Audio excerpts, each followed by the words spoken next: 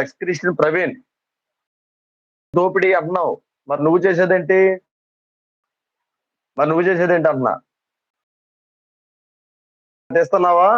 ఒక 10 మందితో ఒక 10 మందితో కలిసి ఒక టీమ్‌గా ఏర్పడి 10 మంది 10 మేము చేస్తున్నాం అది.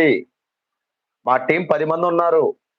తలా ఒక 2000 యేసుకొని ఒక 20,000 పెట్టి అవతలకెళ్ళి సువార్త ప్రకటిస్తున్నాం. అది సువార్త. అర్థమైందా? మా టీమ్ ఉన్నారు.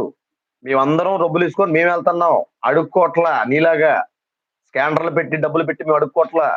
నిజమైన సువార్త ప్రకటిస్తున్నాం. నీకు ఆ దమ్ముంటే మీ వోళ్ళందరిని కలుపుకొని మీరు డబ్బులేసుకొని ఎళ్లి నువ్వు ప్రకటన చెయ్యి.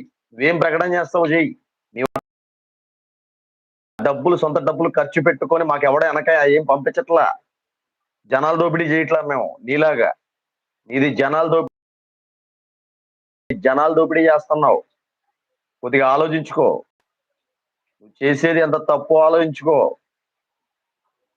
దారుణంగా స్కానర్లు పెట్టుకొని అడుక్కుంటున్నావు.